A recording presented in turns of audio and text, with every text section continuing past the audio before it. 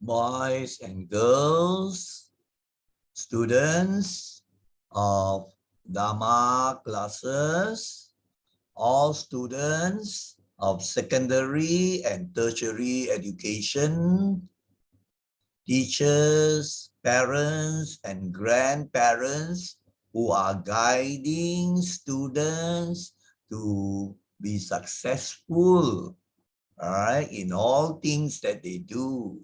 Very good morning to all of you. May you all be well and peaceful. Now, today we are going to do a very special presentation that is important and of interest, particularly to students and also parents, grandparents, and teachers. And the presentation is titled Quest for Students or for Student Success. Quest, a difficult search for finding to be successful among the students. And in this case, the focus is on being successful in examinations, in their academic career. So students of secondary school or tertiary education will find this very useful and beneficial.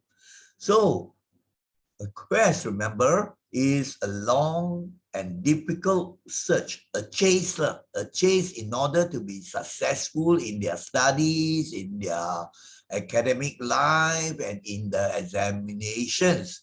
We want to see what are the factors that are important and also how to study more effectively. So these are the things that will be found in the presentation. I will go over the points and also discuss in greater detail. Now, as usual, we will launch the PowerPoint. But before that, let me check the setup. Okay, the setup should be all right. So now let us look at the PowerPoint, starting the presentation. So that is the first cover slide. And as you can see here, all pertains to students' things. In the chase for student success, there are many things the students have to know, wise things they have to follow, important tips and advice. So you can see all these pertain to academic matters, students, interests, and so on. Now let us go on to the next slide. This is also a cover slide, the quest for student success. And as you know, this quest is that effort, that chase in order to get something. In this case, they want success, isn't it? Now, every student and also every parent and grandparent and teachers also want their want the students to be successful, right? To do their best and realize their potential. So these students are, especially nowadays, in a very exam-orientated society, everybody strives very hard in order to get many A's. But actually, the most important thing is not to get all A's. You just do the best and realize the potential, what you are capable of. And for this, you need wise tips, information, and advice pertaining to the subjects of studying and also strategies in order to do well in the examinations. So this presentation has the text in both English and Bahasa Malaysia or Malay language. I have done a Google Translate from English to Malay, so you can look at the Malay translation later on your own. Today we have the narration all in English, explanation and comments in English. So that is this slide. Now, the first aspect we have to understand, or you all have to understand, is this. What are the factors that determine academic success? Why is it that some students do very well, very successful in their academic life, while others are failures? Right? They fail the examinations, they drop out, and then they are not successful in their academic life. And this causes a lot of sadness, frustration to the students and also to the parents, grandparents, or teachers. Now, once we understand this, then the students can take, once you understand this, you can take the steps in order to improve, in order to acquire or get success. All right. Now, why do you want success? People say, oh, I want success so that I'll be happy. But actually, happiness comes before success. If you have happiness in your mind, then you will go along the right directions and attain success. All right. So it's happiness first, then success. And in order to get the happiness, you need also wisdom. So you see, everything all eventually will be tied up to wisdom. Now let us go on and see what are the factors and which are the ones that you can control, the causes that you can really handle. The first factor is something that is inborn, or what we call innate, and that is the intelligence quotient. Now, you find different people, of course, students are inclusive, have different what we call IQ. Some are born very, very smart, highly intelligent. The family members may not have this high IQ. I've got students with very high IQ, but the other brothers and sisters do not have this very high IQ. So this is something inside your mind. Some will say, oh, it's in the genes, but why in their genes and not in their brothers or sisters' genes? Actually, this is tied up with what we call karma. Coming from the past, the students might have got from their past karma of doing very, very good deeds. So they come into the world very intelligent, very wise, very smart and clever. So that is something you can't really change a person's innate or inborn intelligence. But there are other factors you can change, and that can also lead you to success. So you have to accept this and do not compare with other students or your friends who have very high IQ and they don't have to study very much and get all the A's. You should feel happy for them. Don't be jealous. This is something you can't help it. The thing comes from the past karma. Of course, to have a high IQ is a great blessing indeed. I've taught students with very, very high IQs. They don't need many hours of study. They understand very, very quickly, and they can analyze, they can think clearly. So this, of course, is a great blessing. How to get this blessing? You mean you pray to Tuhan or Kuan Yin or whatever gods you have, then your IQ will go up. You cannot. So you should develop this quality of good karma. Then in future lives, you see that you may be born very, very intelligent. So people who have this high IQ should use this gift, right? This blessing in the right way to benefit many people. That is something good. Then your future lives also will be good. But unfortunately, you have also people who have high IQs become terrorists. They do evil things, wrong things, like cheating people. You have read so many cases of corruption, isn't it? People who are educated, they go to universities, have high degrees, but unfortunately they use their intelligence in the wrong way, and that is something very bad. Right? So this is this is the first factor which we really can't change. The innate thing in our mind, we have to accept it happily. right? And feel happy for other people who have high IQ. But there are other three factors which we can change in order to be successful. So now we are looking at the factors, the causes a person to be successful, actually to be successful in all fields of life. But today we are focusing on academic success, how to be successful in our study, in our academic life, in the examinations and so on. So the first factor is IQ, intelligence quotient.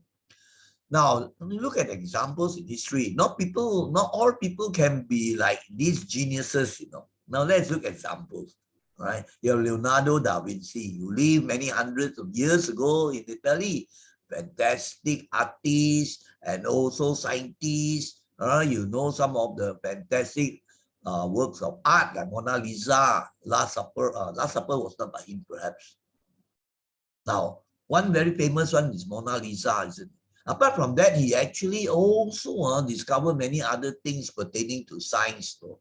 Many scientific things. He was a genius. And Madame Curie was a scientist, a chemist, a physicist who won the Nobel Prize twice, you know. And Albert Einstein needs no introduction, one of the greatest scientist that ever lived. And he had a very high IQ and he discovered fantastic things and also got the Nobel Prize. And this particular person from Singapore, Singaporean, right?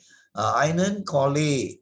And he also had a very high IQ. One document classified him as the world's cleverest child, you know. At 7 years old, he already passed his O levels and went on to universities and was successful in his academic life, you see. So you have a child prodigy or genius, very high IQ. Then, of course, you have the chess player, the genius in chess, Garry Kasparov, also tested to have very, very high IQ. So he became a grandmaster and very famous and got the titles. And of course, the most recent one, Stephen Hawkins from Cambridge University. Of course, you know, you have heard about him, you have seen pictures and so on. You know, he has this affliction or medical condition where he cannot speak and he's paralyzed, bound on the wheelchair. But he was a professor and fantastic scientist with a fantastic high IQ, and he discovered also many things in the field of science. So these are examples of people with high IQ. Actually, this is all due to their karma coming from the past. Now, the second factor that determines the success of a student in academic work, in studying, in the examinations. And this is a very important factor.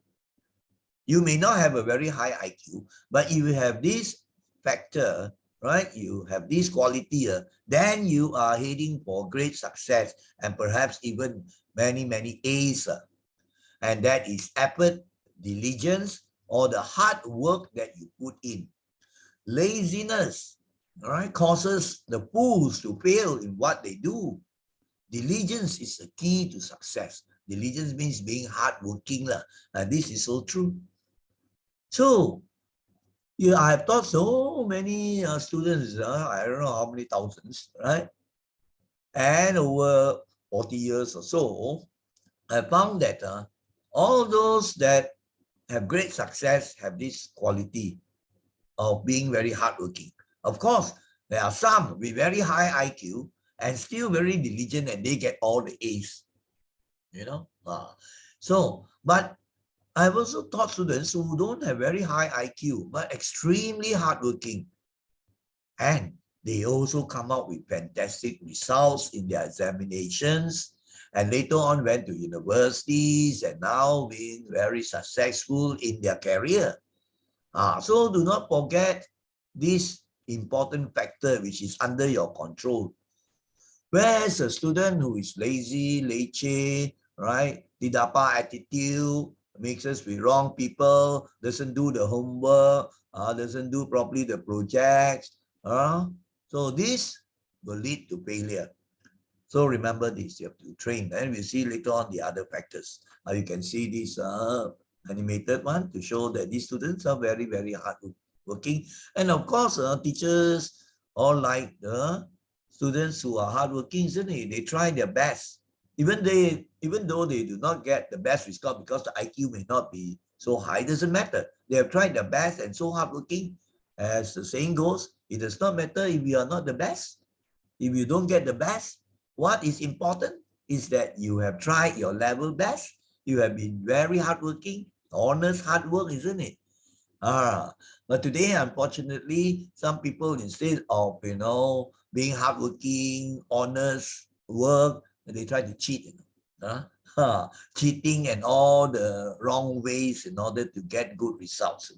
You have heard of many cases, leaking of exam questions, and then they pay money to buy the questions. All these are wrong ways, and one day you pay a big price. You must be honest, diligent, sincere with all the positive qualities. Then it's a very, very good thing. Now let us go on to the next one. Now we have the mind factor. Yes. This is the third factor that is very important, that will help to determine your success, either in your studies and examinations or in your career later on, or in actually whatever you do actually. It's applied to all things.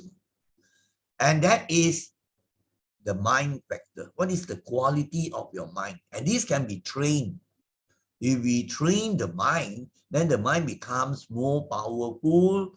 Yeah, it has many good qualities. So for example, being disciplined in the mind, you can train it, isn't it? That you have to think out wisely. I have to be disciplined, otherwise I will not be successful, right? And also there are methods where you can improve your concentration, right? To always watch the mind. Do not let the mind wander away, right? Like a monkey, you can't concentrate and focus when you are studying. The mind straying away, thinking of some yeah. So you may be sitting for hours at your study desk, but the results come out. When the results come out, you don't do well because of the mind factor. Your mind is weak. You cannot focus, cannot concentrate, right? And also the mind is weak, so you are not disciplined. When the time comes to study, you go and watch TV, go out with friends, all these are not disciplined at all. So how can there be success? And another quality, we must be mindful. That also can be trained. Like in the Buddhist Sunday school, at camps and so on. We train the students to watch the mind, meditation, understanding the mind, making the mind more strong or stronger. So that all these things can be trained under your control.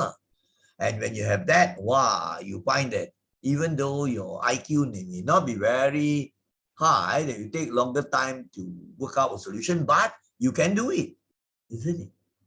Then you see whatever work you have to do or the task you are given, be it studying or facing examination, then you'll be more successful. So this is a very, very important factor.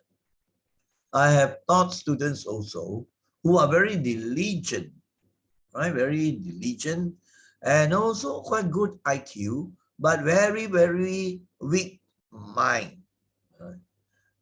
So you find that they don't concentrate so well, and usually also it affects the diligence factor, right? They are not disciplined. So even though the IQ very high, and if they are not diligent and they don't have this good, strong mind, then they also cannot be very successful. They might achieve a certain degree of success, a few A's maybe, but they do not get the excellent results. So this is the third factor that you have to be people about or watch it. Now, let us go to the fourth factor. Now, the fourth factor is the art of study. Studying methods. This pertains to study and examinations. Now, some students are very hardworking, all right? And they are quite disciplined, but unfortunately, they do not have the correct methods or the very useful methods or effective methods of study. They study in a blind way, in a way, just plain memorizing, so they can sit for many hours, every day study, do all the homework, but not the right ways. And they also don't do well, you see. So we must have good ways of studying. Actually, you can check nowadays so easy from the internet. Like, ways of study. They will tell you all the good methods. Right. First, you must know why it's important to study. And then the various methods and techniques that you have to use. Then only you can reach the goal. Then only you can be successful in your examinations, in your academic life, and also in going to the universities to do a course that you like, right? So if you are still not sure, maybe your teachers might tell you how to study more effectively, active methods and so on. So this is also a very important factor. Now, let us now go on to the next one. Set your goals. So, in all that you undertake to do, have a goal that's wise and clear. Then, with patience and effort, the great success will soon be near. You must have an objective. Why are you studying? Why are you studying? You say, my mother asked me, my father asked me. That is not a good objective, isn't it? You say, I understand the importance of study. I have a goal. I want to be educated around to universities. I can, have a good mind. Then I can have a successful career. So you have the right goal. I don't have the wrong goal. The wrong goal is say, my goal I want to study so that next time I can build a bomb. I can make a bomb, or I can cheat people and get thousands, like some of the great crooks in the IMDb scandal, university graduates from universities which are good, cheating people of millions of dollars. That is a terrible wrong goal, wrong action, and you pay a price. Then once you have that goal already, then you work out the method patiently with great effort, and of course over time you will be successful. So that's the first of the things that you have to do in order to have success. Next, get yourself motivated. Motivasi, you have that strong interest, enthusiasm, right? That passion, you want to be successful. So you get yourself motivated. You say, now if I do this, then later on I will be successful. Or short-term motivation, I say, okay, right? I study for these few hours, then after that I relax, I can watch a good TV program. You get yourself motivated, right? But you must have the work, right? And then have the reward, isn't it? So in your study or work, have a motivation and passion. You must be ada motivasi lah. Passion means a very, very strong interest and enthusiasm. And it must be positive. Don't have that type of motivation. If I study hard next time, I can earn a lot of money by cheating the banks. All this or that, those are wrong ways. And you're going to have dukkha suffering. So praiseworthy. I have the motivation to become a doctor so that next time I can help people cure their diseases, and you work with an interest and passion. That's praiseworthy. So if you have this good motivation and passion, then you are on the way to get the fruits of your effort, and you'll be happy. You're successful then. So you see, keep at it, then your dreams will be realized. Now let us go on to the next one. Place and time. These are some suggested strategies in order to be successful in your study, in your examinations. So I will be discussing some factors. Now this is the third factor. Just now we discussed the two factors. You must have a place, a conducive place to study. You can't really study effectively if you are at the wrong place. I was going to ask you to study in the busy street in the town or in the supermarket. You find it is not effective because you'll be easily distracted. Majority all cannot do that. So find a quiet place. If there is no place in the home that is quiet and conducive, now of course you can study in the library. Right? There are so many ways you think up creatively where your place is conducive. Some people, study in the kitchen, every time only go to the fridge to take the food, or some study in front of the TV. All these are silly ways. You study, but not really effective or less efficient. So that is important thing to find a suitable place. And then also, you should have a timetable of study. So a conducive place and a timetable to follow, and you must follow the timetable diligently. I find that, this following timetable, nearly all the students I have taught, they have this very systematic way of following a timetable, and they are disciplined. Some have timetables, I draw up the timetable, what I should do. It's not like just random or just like kalang kabut. I feel like I study. I don't feel like it. Majority cannot do that unless your IQ is so very high. But majority will need a system. Right? So you have that timetable. This is actually for all people. Like for example, I also all my life also I have a certain timetable to do whatever things that I need to do. So then in this way, your mind is disciplined and focused, and you must follow. Some people make a lot of timetables, and then their friends phone them, come, let's go to the supermarket, everything. Can lah. They don't have backbones, they are not disciplined. So what's the use of doing the timetable and you don't follow so often, right? Once a while, maybe it can't be helped. You have to, ignore the timetable and be flexible, but generally you have to. So this is the third factor that can determine your academic success or your examinations results. The fourth one is also very important. To organize your learning material, systematic. You can see the picture. This fellow at the study desk, his mind also cluttered, very confused, like the things on the desk.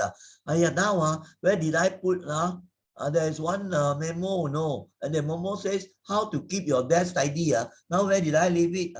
So, absent-minded. So, I find also the students that are very successful, excellent, brilliant, outstanding students, they are very organized. You find the study table, have all the books all there, everything all in order, and then they come for classes also ready with all those things, very, very organized. Homework, everything all well done. And you find that you have such an organized mind, and you organize the things that you require to study, then of course this is a very important thing to be successful. If you can't kabut, like for example, in the laboratories, we have practical examinations. I've seen some students karang kabut, panic, and then the lab desk, the lab bench, materials all not organized, kalang kabut, they don't know where this bottle of acid is, this and that. All right, these are the students that will not do well. Whereas another person, very, very steady, calm, he organizes, like I taught chemistry for many, many years. So you see, they are so very systematic. The bottles of reagent, everything, they know where they are, and they put the whatever materials, the notes, or they are allowed to bring in for some examinations, and everything all put properly. Where some are karang kabut, not organized, not systematic, and also things catch fire on the chemistry bench, right? Because they are careless, not organized. So whatever we do, we must plan, organize. It's a saying I mentioned before. If you fail to plan, you are planning to fail. Now I can say if you fail to organize, then you also will be heading for failure. You don't organize your learning materials, isn't it? So that is this important point. Now let's look at another one.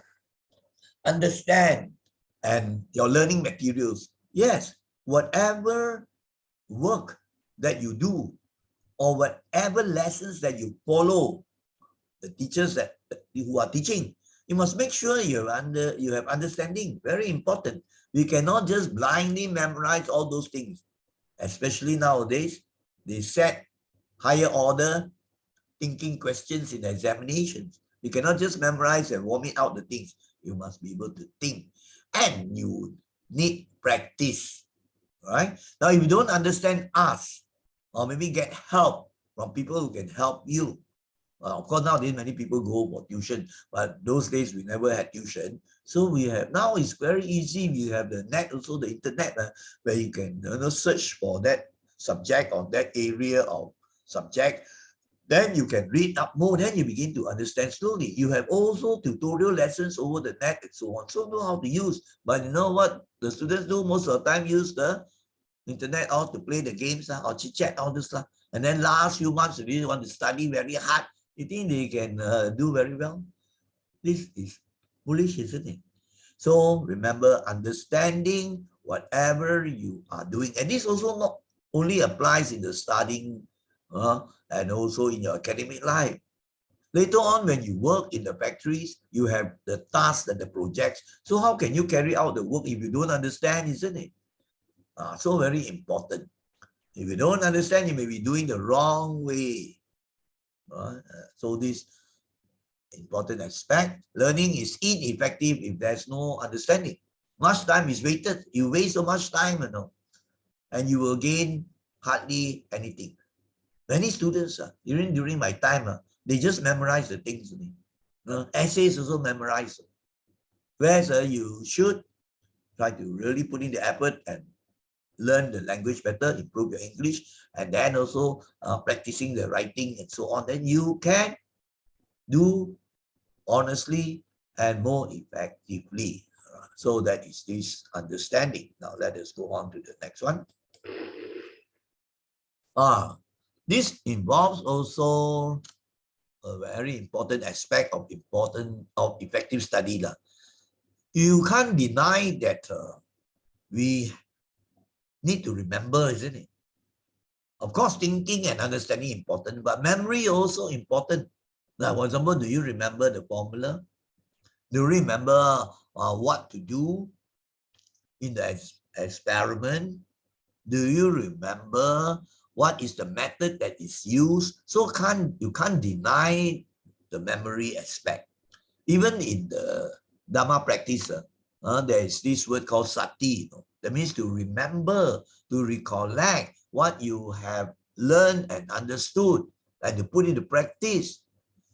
So in the studying techniques, there are various methods that are introduced by the motivators, the educationists, and the psychologists to help you to remember your study materials, the work or the things that you find in the books that you need to remember. Now you can actually also use the internet how to improve the memory for students. You find they list all the various methods, right? Repetition, use what they call acrostic mnemonics method, and then visualization in your mind. You picture many methods, but I'm not talking about that. Maybe in a future lesson, I can tell you some in more detail if we have the time. So a good memory is important in your learning. Memory can be improved with mindfulness training.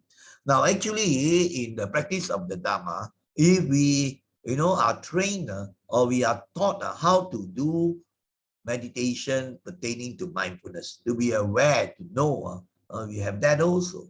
So once the mind is being trained to do a type of meditation they call mindfulness meditation, then you find automatic one of the effects, one of the good things that comes about is the memory improves.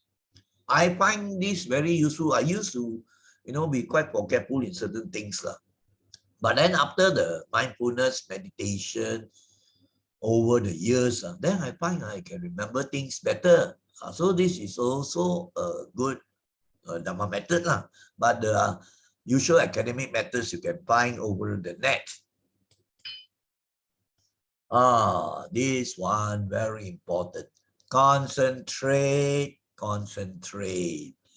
Some students have very weak minds. When they sit at the study desk to concentrate in their revision or in their study or in their solving of problems, their mind very easily will wander like a monkey all over. The mind can go to London or America and the mind will go and think about the TV programs or the food. All these can't concentrate, so you waste a lot of time.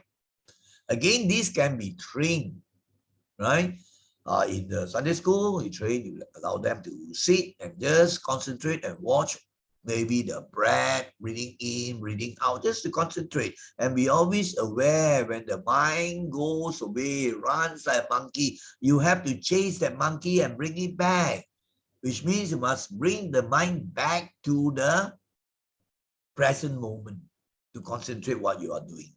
Now, you find that one very effective way is this. When you study, you just read, you can't concentrate, the mind wanders, it doesn't absorb the things. You can also use an active method. After one more point is using active methods to just scribble or write down certain things, summarize the points, doing mapping, mind mapping. That all these things can help to improve your concentration. Again, I find that students I have taught who have got all A's, they are able to concentrate very well, focus. They are also very mindful. They pay attention, really concentrate at the lessons that are being taught in class. Where some are, chit-chatting away while doing some other things with their smartphone. So how can the things go into the mind, isn't it? So it wastes a lot of time. So the mind has to be trained constantly to concentrate. One important thing is always know when the mind runs away, not concentrating on what they are doing, you have to bring it back already. Don't let it just go, it becomes a habit. So studying with strong concentration is truly great because it brings in the results, isn't it? So this is also a very, very important point regard to strategy of studying to attain success. This also pertains to something we have mentioned before, right? That means you must follow a study timetable, which I mentioned. The thing is, maybe many students have the timetable, but many also are not disciplined enough to follow the study timetable. So you must be disciplined to follow your study timetable consistently, all throughout. All throughout. Even for me at this stage also, I have some sort of a timetable also. Otherwise, you don't get into a good pattern or conditioning, we call it. Then you kalang kabut lah. Just random lah. I feel like study today lah, and the other day I don't feel like studying, and most of the time you don't feel like studying also. So like this student he says when I study, the teacher say, when do you study? He say, I use a coin, right? If the coin I throw, the coin gives heads, then it's time for me to watch television. And then if the coin gives tails, heads and tail, right? Then it's time for me to go out, jalan-jalan or exercise. I study when the coin stands at the edge, it doesn't fall, that means it's not studying. This is kai wan xiao or joke. So they have all the excuses not to follow the timetable. I've taught some students very, very good, So they have a timetable they follow. And then some friends will phone them, ask them to go out to this place. He said, very sorry, I've scheduled for this particular subject this time. But sometimes he needs to go out for certain important thing. And then he will ganti, he will ganti that slot, 1 hour where he's supposed to, set aside for chemistry. Very disciplined. Of course, I remember one student at the end, he got all A's. Very good qualities, discipline, follows timetable, active learning, all the factors, We are been giving this sort of programs or workshops, all this in the association in the past years for those students, Form 3, Form 5, Form 6. So you must have the dressing, the great determination to follow through, Some are leceh, so you have to be disciplined and with that determination, you say, I can do it. My mind is strong. Tell yourself that. You are not an animal where you just, time to eat, you eat. Time to have sex, go and have sex. And then time to sleep, sleep. We have a mind. We can be disciplined, determined, and we can be diligent. All these, we can train the mind. We can choose to do. Then you can have success. The thing that you cannot do, one is the innate intelligence inside you. Certain qualities come from the past, but many things you can change. Karma is not fixed, It's always my fate. I cannot study one because I'm born stupid one. That is nonsense. This is fatalistic. You may not be so intelligent, yes, but there are ways I've seen where people born in poor families, not very high IQ, but they become so successful. Why? Because they tackle the factors that can be changed. Hard work, right? And then proper methods of study, take care of the mind, all those. So remember this important thing. Now let's go on to the next one. Number 17. Just now also I mentioned already, discipline. You need to train to be disciplined in the mind. Be determined to follow your studying time. This pertains to the study timetable. So you, as a student, you need to set aside certain time for studying, or maybe your homework, your project. You need to set aside time. But some not disciplined. They say, wait later on I do. And then they sort of don't do the thing. Time schedule is due already. The project is due already, and they cannot pass up in time. So all these shows the indiscipline of the mind. When the mind is disciplined, a lot of things can be achieved, can be got. Not only in study, in your career, and also very important in our Dhamma practice. Because we are disciplined, so we know, oh, there's a time for me. I have to train in my meditation. I'm disciplined that I have set aside certain time to listen to the Dharma. I have set aside to go to the Sunday school, you as a student, but some follow their impulses. I am lazy, I want to watch this, everything like that. You find very difficult to be successful. We are human beings with a mind that can decide. So it's training only. So remember this, discipline is important. We must have this stressing determination to follow the studying time and to follow what you have planned to do positively. Don't be disciplined in doing the wrong things. Oh, I must be disciplined. I must kill how many people as a terrorist. That is terrible. I'm not talking about all those negative things. All positive. It's like helping yourself and others. Now, just now I mentioned something about this also. A very important strategic method is to use active learning methods. Some don't do well, even though they may be hardworking. Right? One day, how many hours I've seen, Well, some students, some girls I've taught in Form 6. One day I studied only 8 to 10 hours. But when the results come out, the results are not good. And one of the factors is this: they are using ineffective learning methods. They don't understand. They are not very active, right? They just sit in the room and then read the books and so on. Not active methods. So the mind is not alert. The mind is not really truly attentive and focused. It tends to wander. But the parents think that the children very hardworking.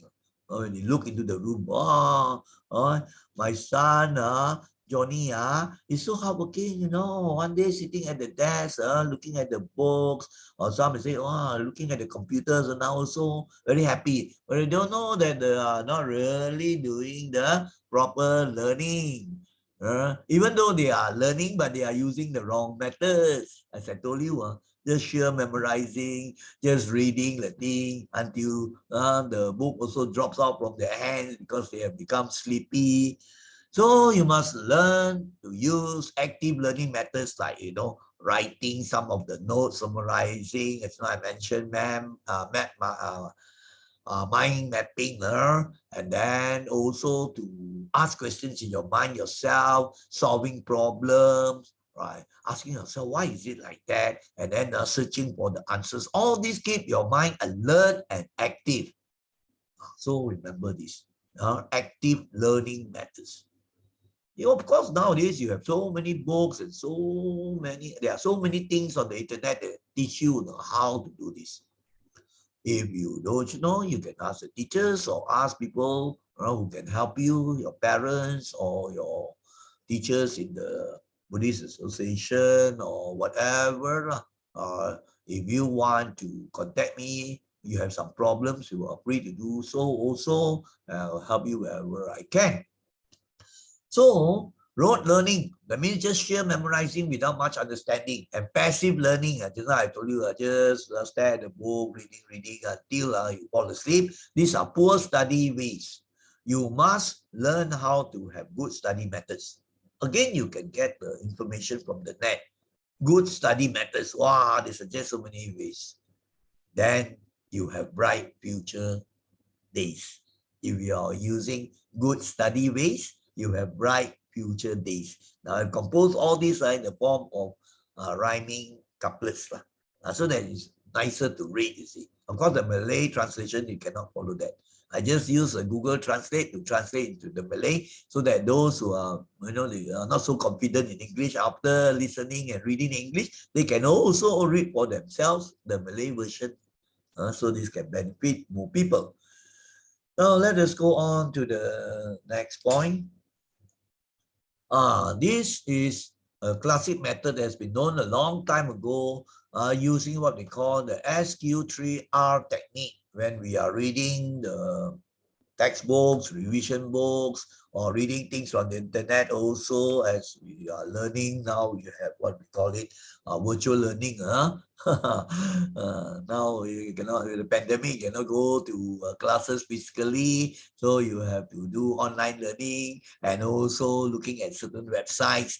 Now, some of us look at it, they get bored already and they also don't learn much. Whenever you are reading, maybe even, usually we are referring here like those days, with the books or maybe the notes right? Revision books or textbooks or the notes.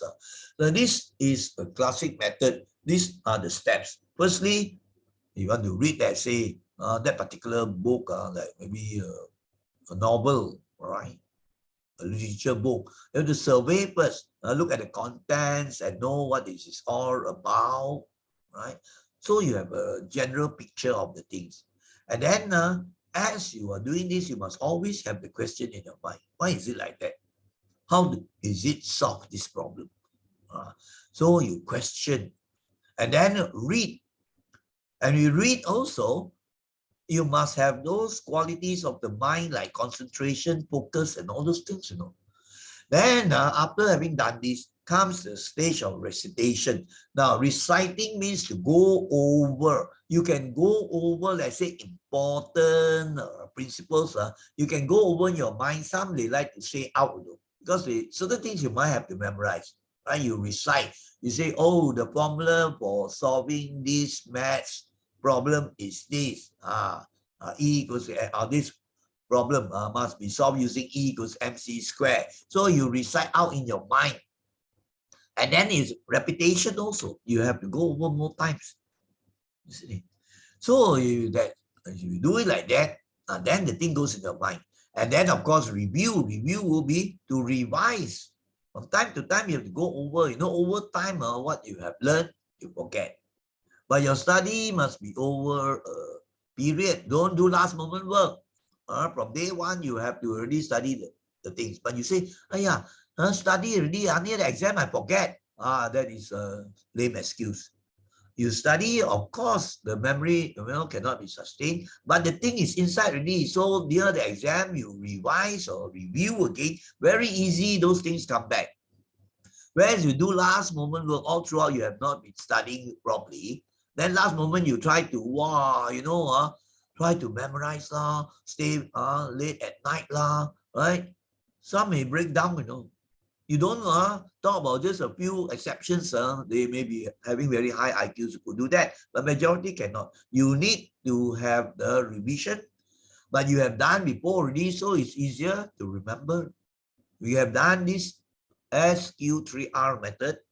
You have recited, you have gone over in your mind, you have read the thing with focus, concentration, mindfulness, All those things you have, and you have always been very alert to question and understand. All right, if you don't question, then you may not really understand. And so these are the things you have to note. Now let us go on to the next one. You may think that this is not relevant, but to tell you, this is very important. When the body or mind is sick, you can't learn effectively. May you live very wisely and righteously to stay healthy. So, written there, eat well, exercise, rest, and sleep adequately. Adequately means sufficiently. Right? You must have enough of good nutrition, the food. You must have enough exercise. And then also time to rest and sleep, sufficient. All also well planned up also, isn't it? But sad to say today, many young ones don't take care of this. So their health level is not so good. Immunity not so good. Easily, get colds, flu, coughs, sneezing. So now you have to ask yourself, have you followed all these things well?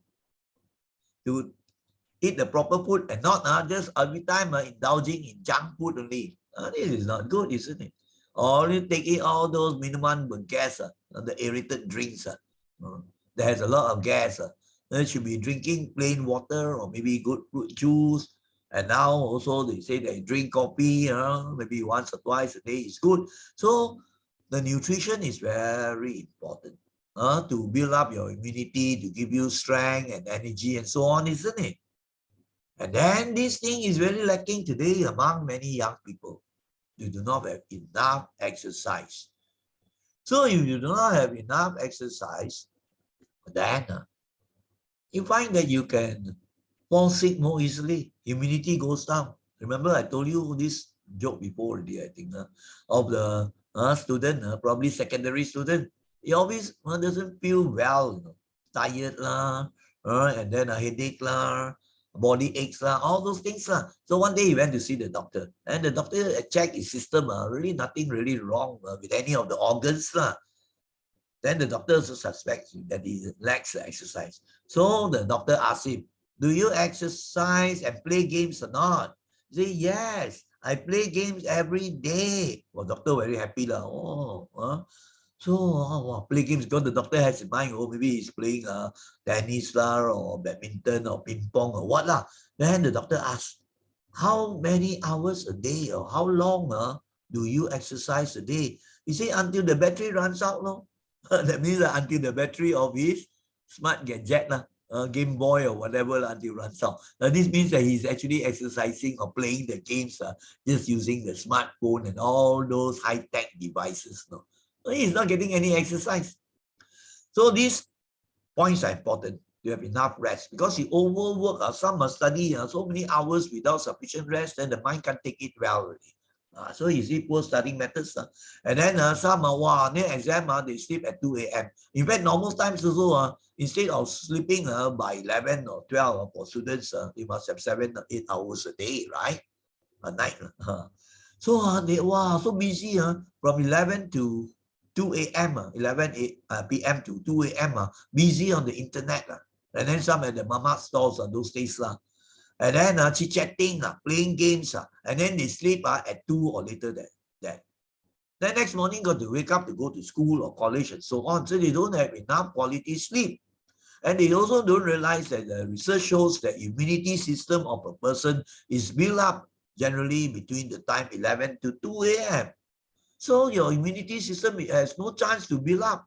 So you are more prone to all those sicknesses and so on. I don't know.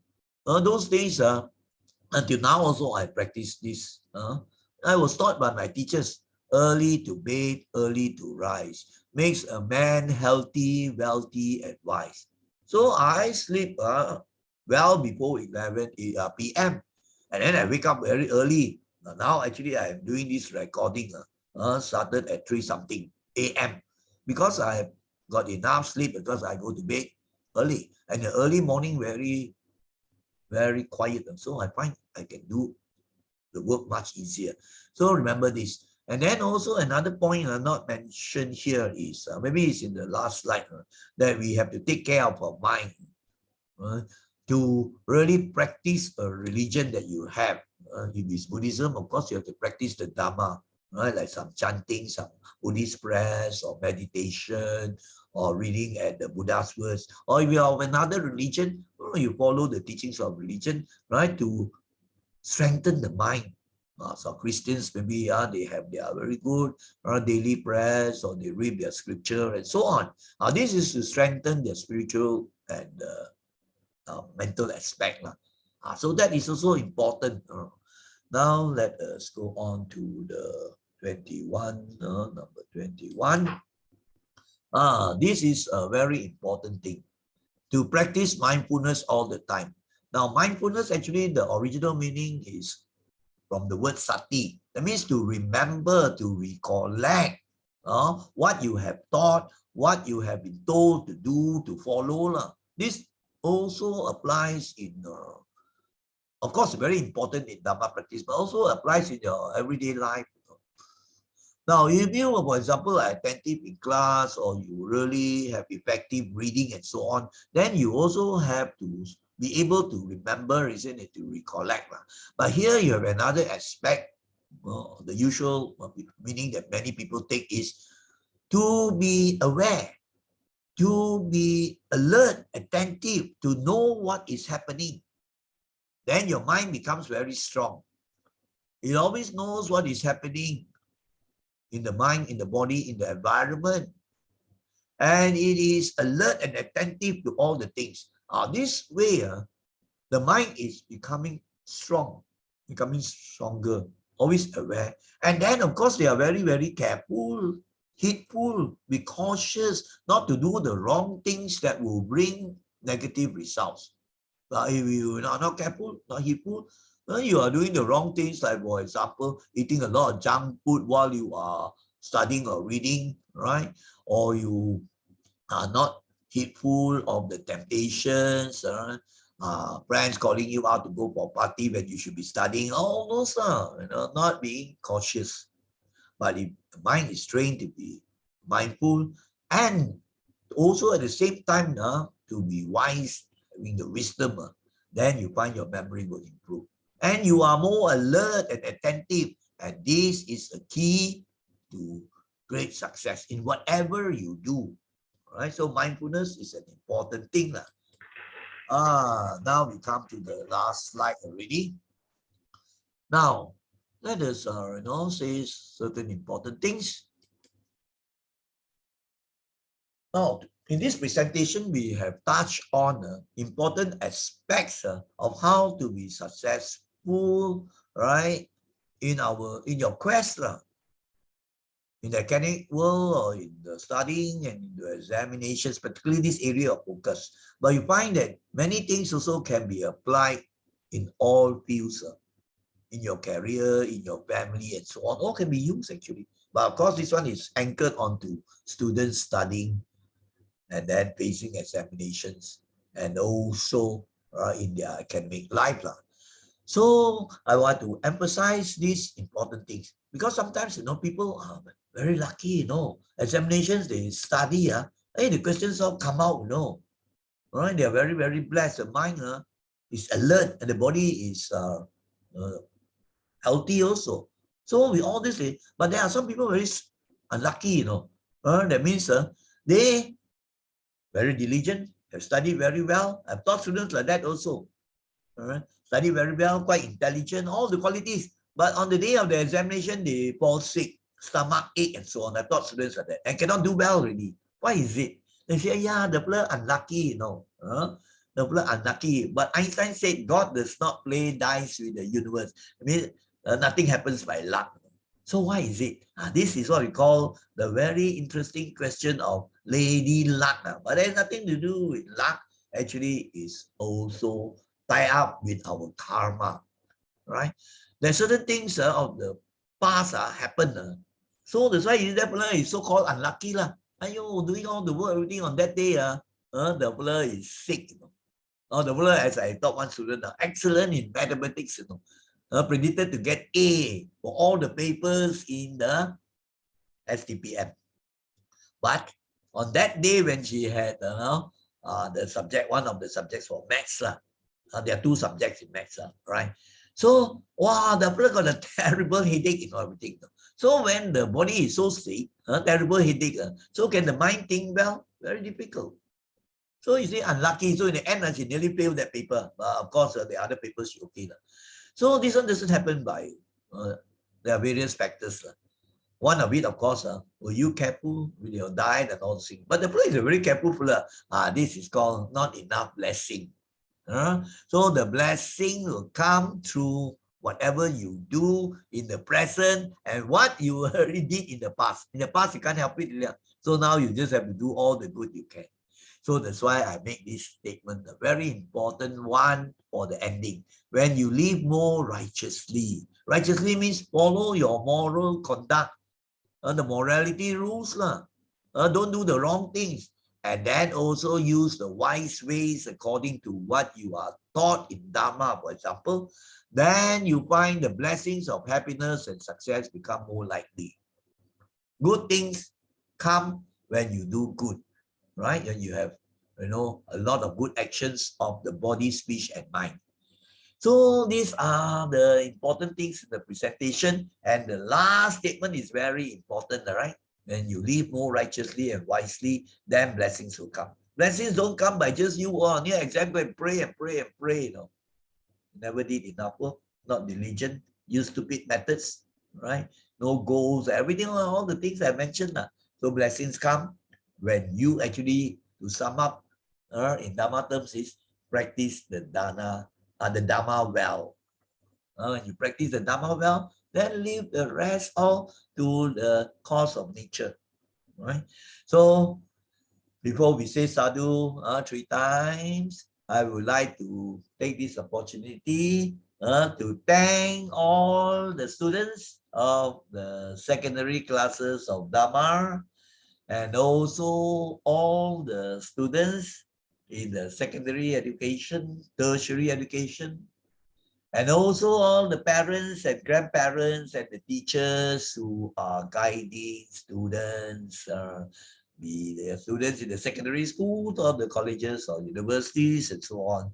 So I'd like to thank all of you for watching, following this presentation. Hope that the presentation is of benefit to many people. So I wish you all the very best, great success. So I would like to conclude by saying sadhu 3 times, right? Sadhu, sadhu, sadhu.